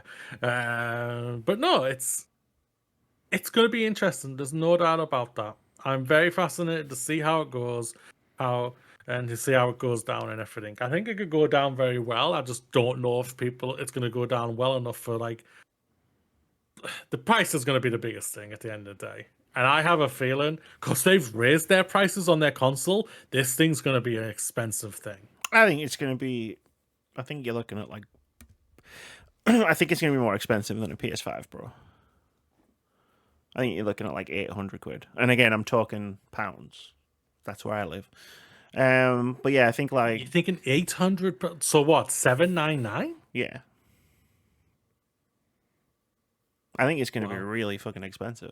No one's gonna. That I don't think people. There'll be people who'll buy it because there's people who aren't sensitive to price at all. Yeah. It's like it's the new handheld thing, right? But like, yeah, I think it's going to be like up in that yeah, massive region. It's interesting. I'm on the Xbox.com thing, and like we've mentioned Steam a couple of you mentioned Steam a couple of times, and I believe you that it has Steam integration, but it is interesting that they don't use the word Steam once on the Xbox store. Like I've just searched through the article, so I'm sure it has it, but like I'm scrolling through, and every single screenshot of everything, like of the console, of the UI dashboard, like multiple like UI dashboard screenshots, Yeah. multiple screenshots of people like using the console, multiple screenshots of the console. Every single one has Hollow Knight Silksong highlighted. And I was like, I have two thoughts about that. Number one, Hollow Knight Silksong, obviously not an Xbox game. But number two, like, so the big thing about there's the ROG Xbox Ally and the ROG Xbox Ally X. The first one is an essential handheld at a great value for everyone from the casual player to the avid enthusiast. And then the second one, the ultimate high-performance handheld built for the most demanding players. Like, so the thing you've got to prove with a handheld like this is performance, right? Like the games have to run reasonably well, and like Xbox games, right? Like I'm thinking of like South of Midnight. I'm thinking of like Forza Horizon, like Gears of War, stuff like that. And it's like the game you're showing me is Hollow Knight Silksong, and this and zero disrespect to Team Cherry and Hollow Knight, but like not the most demanding game out there. Like compared to Call of Duty, right? It's like compared to like you've got Call of Duty, like you've got Cyberpunk, right? Like, and you're going with Hollow Knight, which again for me is a great choice. That's how I noticed this thing in the first place, because like I'm a massive Hollow Knight fan. Yeah. But yeah. But you're not going to play this on no, absolutely not. I'll play it on my PC, like I did with the first one all those years ago. But like it just baffles me that it's like, you know, like it's talking about integration, you know, it from Xbox, from Game Pass, from Battle.net. So I'm thinking like Battle.net is stuff like, you know, you play Overwatch on it, right? They've got a partnership going with Roblox, you know, because like we thought, hey, how can we make this thing even more evil? And like, you know, like Overwatch is in one of the screenshots, Gears Tactics, Clair Obscur, South of Midnight, Baldur's Gate 3, like all like beefy games. It's like, show me those running on the system. Don't just show me Hollow Knight. Yeah. No doubt. Yeah, it is. I think this is going to be just like what happened with the Switch. That it became the Steam. It became not Steam. It became the indie thing. I think that's what's going to be what this will become. But at the same time, that's going to be like the price thing is going to be the biggest thing, and that's ultimately going to come down. And if it comes down to what you're saying, maybe that like the $7.99. That's easily starting. That's going to be obviously on the strongest, more powerful version, and I think. Yeah, sure, that'll I'm be guessing like the other one will always be the more ROG £100 X, cheaper. maybe like. Yeah, but I mean, if it wasn't, yeah, I'm if like, it goes for that, Jesus. But yeah, it'll be expensive. It'll be super expensive. Like gaming handhelds. Like the thing about the Steam Deck is like it's got like they sell it. I'm pretty sure they sell it at a loss. I think I remember Gabe Newell talking about they sell the Steam Deck at a loss. So like, because like you look up like the other Asus, the non-Xbox Asus, handheld is £800. Like the ROG Ally, you know what I mean? Yeah. Like, I don't think that's the Xbox one. I think, again, because the ROG Ally is called the ROG Ally and the Xbox ROG Ally is called the Xbox ROG Ally, it's difficult to tell whether, like, you know what I mean, which one's which. Do they both look the same? But I think there's a ROG Because Ally the Xbox one 2020. has obviously got the Xbox button on it. There's the ROG Ally 2024, so I think that's going for $799. So that's last year's. Yeah, this is gonna be. So I think this is going to be in the same bracket, right? And like, it is it like, can I play? What Xbox games are coming out? Like, can I play Outer Worlds 2 natively on this thing? Can it run it? Can it run Outer Worlds 2, or am I going to have to stream it? Like Fable, or like there's a Gears of War game coming out, right? Like Gears of War prequel. Yeah. Like, am I going to be able to play those games natively on this machine, or are they But going there's to? also Gears of War 1 coming out again. Are they going to like? Am I going to have to cloud stream them? And again, Yeah. these are just general questions, like from me. Yeah. Because it's not a product I'm particularly interested in, but like, you know, doing the thought exercise as part of a discussion on the podcast, right? It's like how many people want game streaming in that way?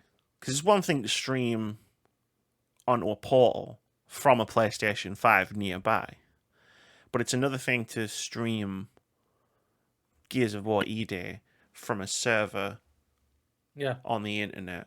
Yeah.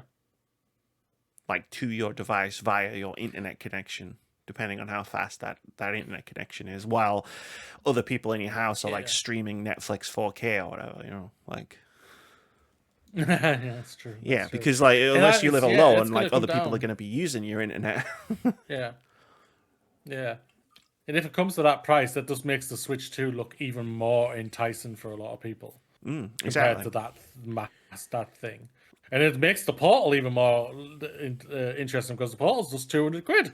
It's very cheap, the Portal. Yeah, like I put the Portal in a separate category just because like it is tied to your PS5. Like you have to be it's an in-house thing. Yeah.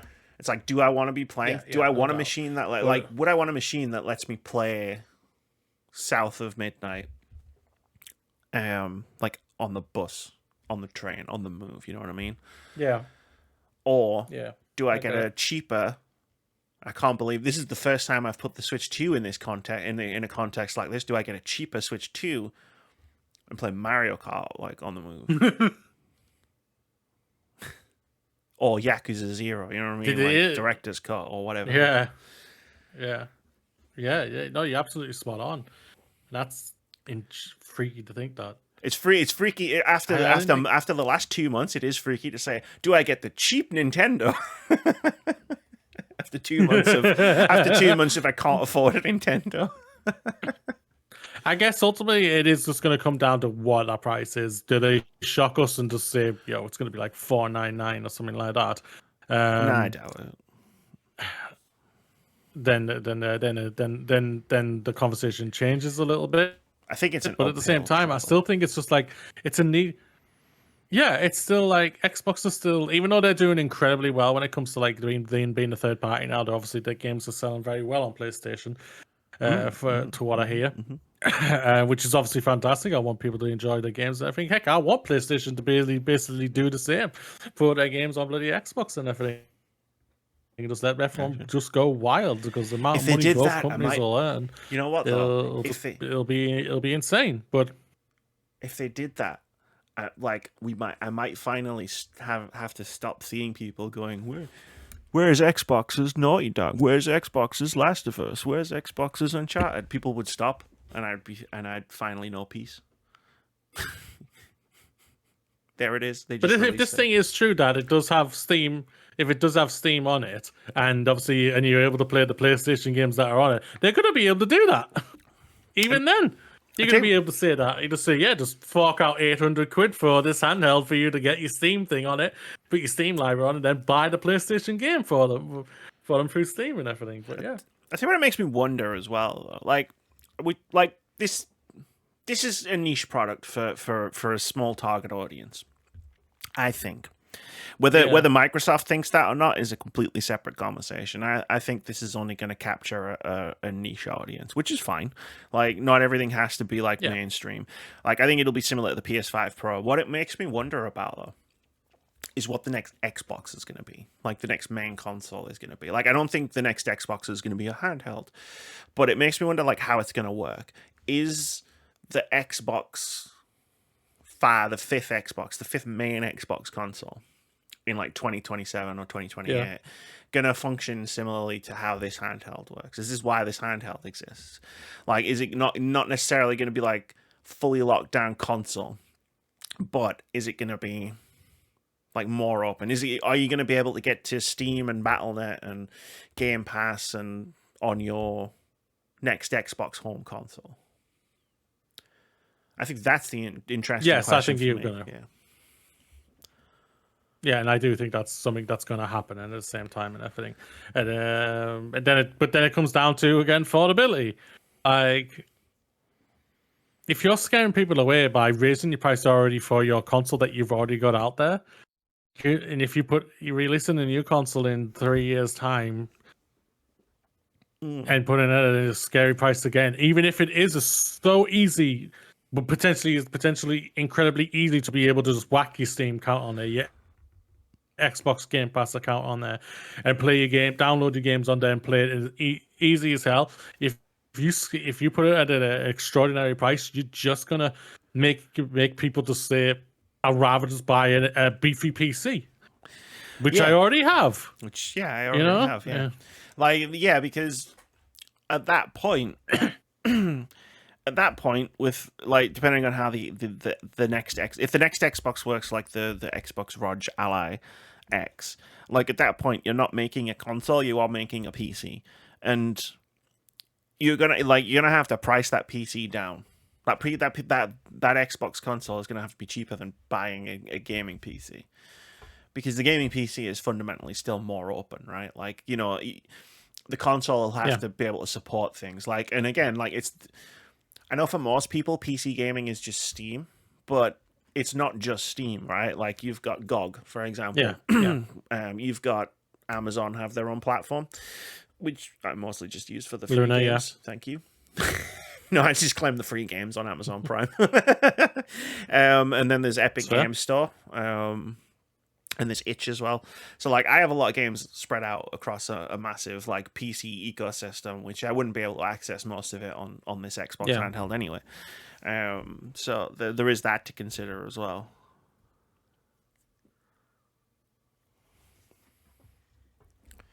It's going to be an interesting couple of months and everything.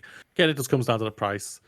I'm guessing, and a Gamescom probably reveal it there, but we'll see. Who knows what they want to do at the end of the day? But it's gonna be interesting. To go off what I've heard, to go from like for people who've had a go at this thing, apparently it is very good.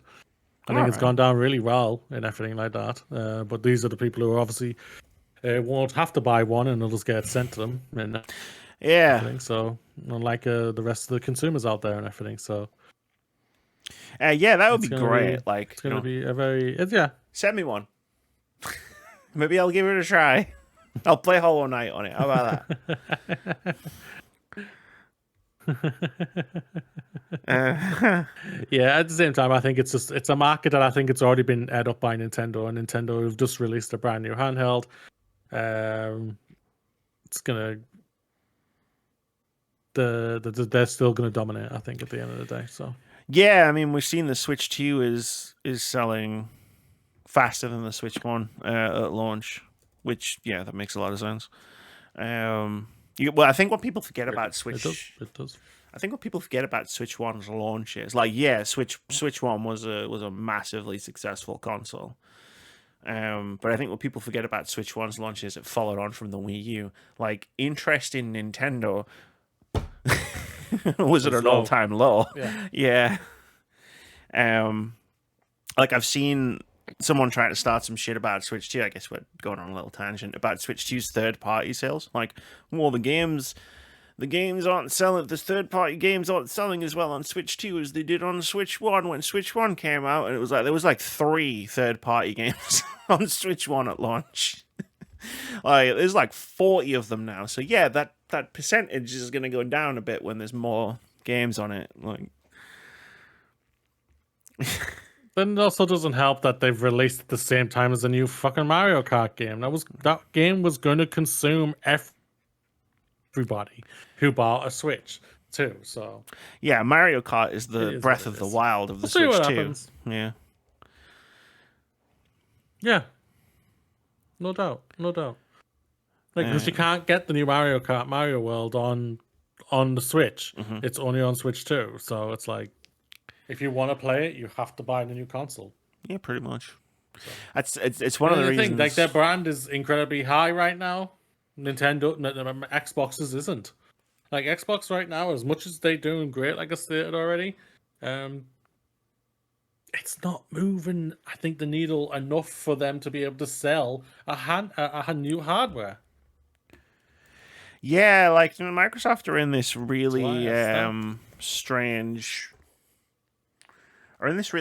position. They've been in this strange position for months, like years. It's like where it's like, what do you do to sell people? Like, what do you do to sell people an Xbox? Well, I don't know the answer to that question. Well, the answer normally is bring out great games, and they have been part of releasing games that have got overall critical success of, like, releasing the low 80s, high 80s, 90s. With obviously Expedition, they were part of the team who helped with that game. Obviously, they released Indiana Jones, Avowed, which I think went down overall well. Indiana Jones has obviously gone out, and you've got the new Doom game and everything, which obviously all have their own audience for everything. But I think it's which is the ultimate thing of just like what you always said, is thinking if you want to sell your console, you need to have the exclusives, but now you're putting the games on everything. People aren't going to buy that platform for you and everything. Like, I've heard the numbers for Game Pass have gone up, but I don't think they've gone up like significant enough for them to like to be jumping for joy about it. But who am I to say?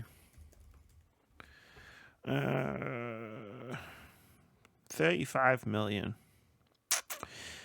Xbox Game Pass reported 34 million subscribers in February 2024.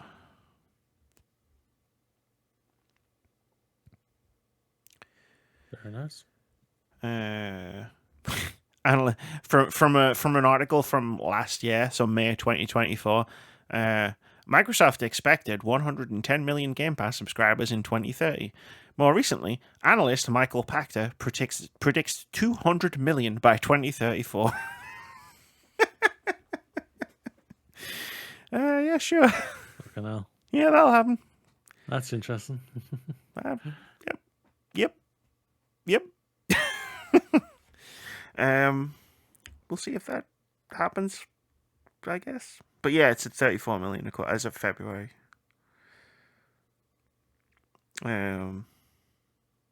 Which is, I mean, it's a number. It's a big number. You know what?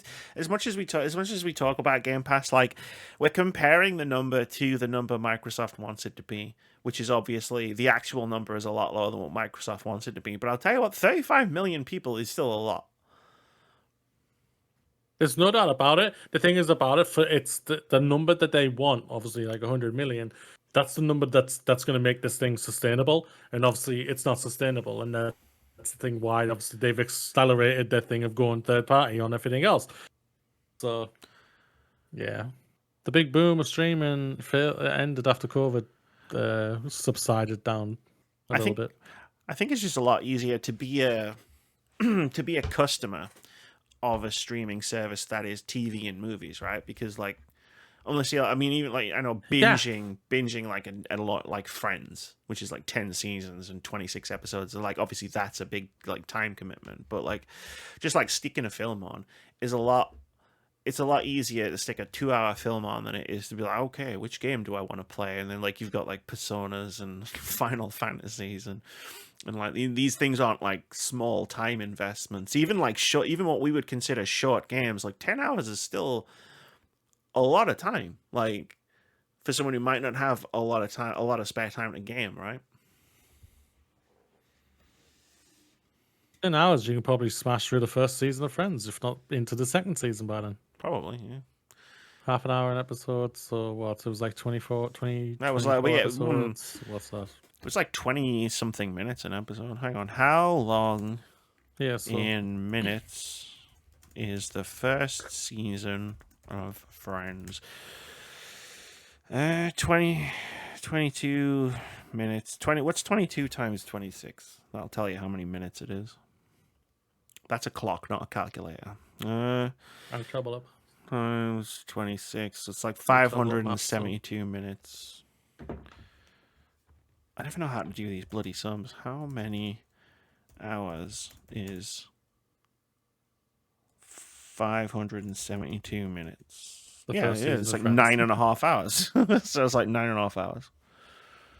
So yeah, you just complete the first season basically, of which is an easy thing to consume compared to a 10-hour game.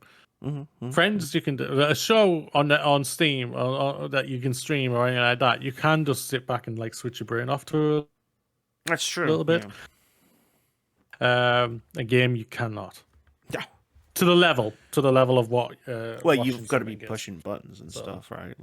Like I know we talked about it a while ago about like passive media, and it's like I don't find like TV and movies passive like some people talk about, but like yeah, gaming does require like extra engagement because you are holding a controller in your hands and pushing buttons on that controller, and you have to push the right buttons to make the thing do the thing, right? Whereas it's like, as much as I'm engaged with like a TV show, beep, yeah, boom, drop. as much as I'm engaged with like Dimension 20 when I'm watching it, to watch it, all I do have to do is go,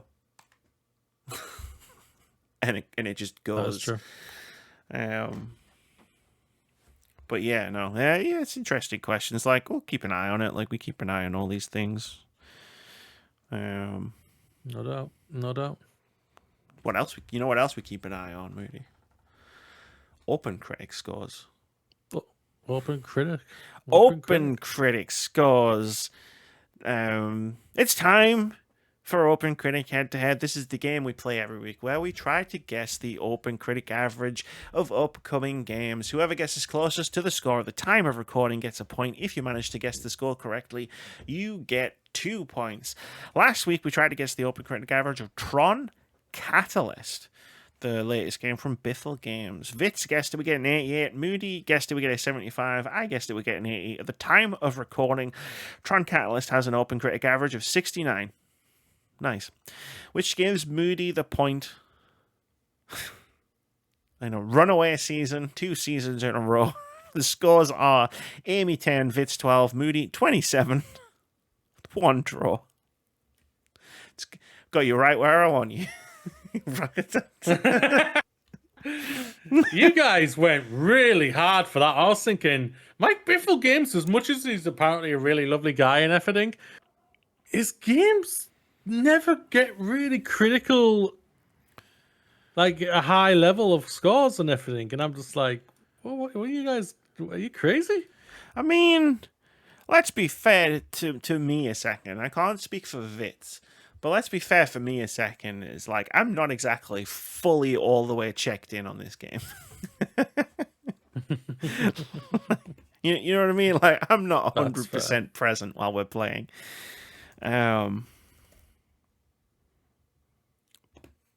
this week, it's a big one this week.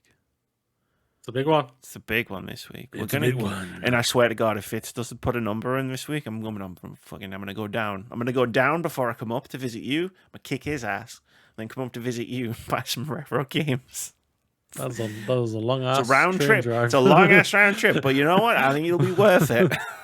I never knew that I'll kick his that H2 train length got built in time. I'll go down. Like if he doesn't put his number in, I'll get the train. I'll like take a detour down all the way down, go down, kick his ass, throw the Dungeons and Dragons Dungeon Master's guide at him and say, "Get fucking cracking," and then I'll get on the train and I'll come up.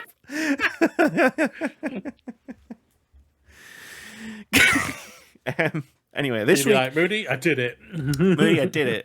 I think I've convinced him, or he's dead. I'm not 100% sure. All I know is I threw a heavy book. It was a heavy book, and it was hardcover. And he hasn't texted me back. I texted him about an hour later saying, "You okay?" And he hasn't texted me back. Anyway, we're gonna guess Death Stranding 2 on the beach this week. That's our OpenCritic Head-To-Head game this week. Now, big deal for me. It's in my fantasy critic team. I'm gonna be honest. When I drafted this game at the beginning of the year, I 100% did it as a joke because I didn't think this game was coming out this year. Oh hell yeah, you did. Yeah. Which I know there's no video evidence for because we lost the recording for that episode. But like, I promised you, I was having a good laugh when I did when I drafted this game.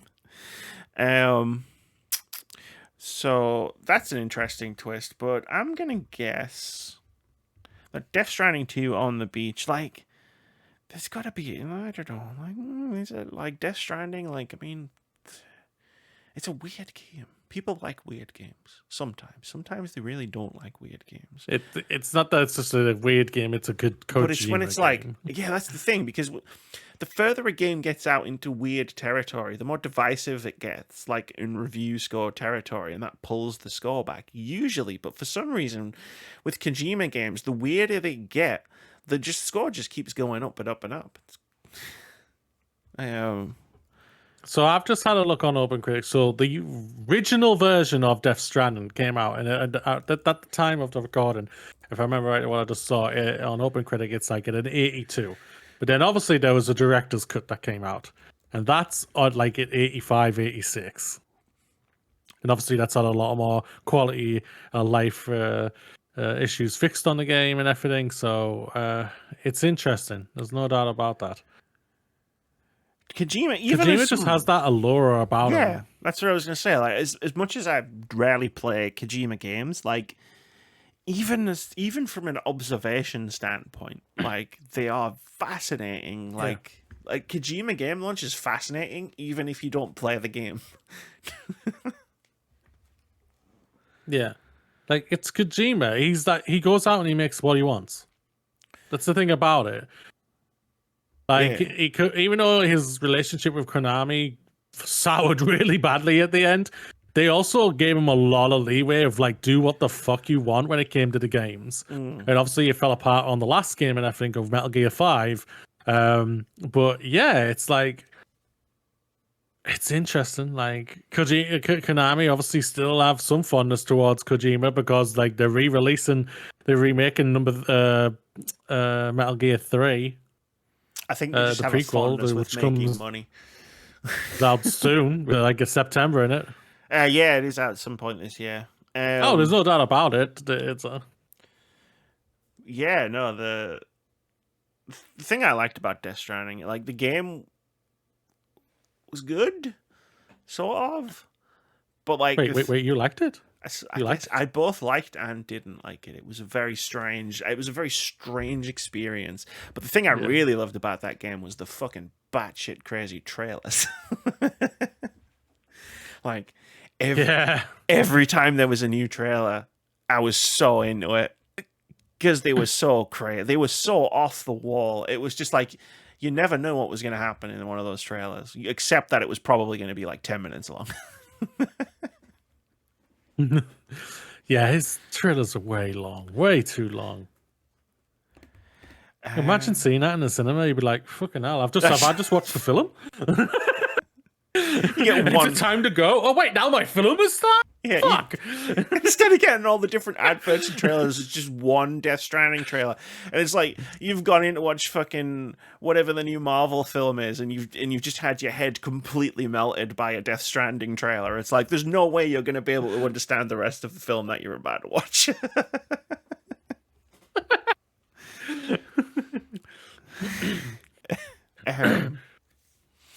I'm gonna guess. What are you going for, Amy? Fucking 90. I've said all year this is the season of Amy being optimistic about everything. And I'm sticking to it. Well, Vitz hasn't wrote his number down yet. Should I write one in for Daddy him? has failed himself once again. No. 10. 69. 10. 100. You know what? If If he doesn't change it, it's on him. If he doesn't change it, it's his I own will fault. laugh if he gets a 96. If he gets, I will laugh if it gets a 96. if it gets a 96, Vitz wins with a guess of 100 that I have put in for him. He wins OpenCritic. I'll give in. I'll say you win it just for that. Vitz, you win OpenCritic without even fucking selecting the number. That would be a spectacular end to OpenCritic Head-To-Head. Like, Amy, as a joke, puts Vitz in to guess 100 for Death Stranding 2, and Vitz wins the point because of that. So we just closed the game down. At that point, it's like, where can you go from there? Cool. That's gonna do it for episode 457 of the Words About Games podcast, which means there's only one thing left to do, and luckily it's got nothing to do with me. Moody, take it away. Hello, everybody. Be proud you made it. Another day is behind you, or another week has passed. But you want to know what else you have. That is a future that's all yours to decide. Let it fly, your heated fury, because it's time to party. We all welcome each other from far and wide. We'll be helping each other out all the time. Go live your best life. It all starts from level 1. Go now. High five that sky. Live long and prosper. Roll into them titties. The journey is yours and it starts now. Peace out, everybody.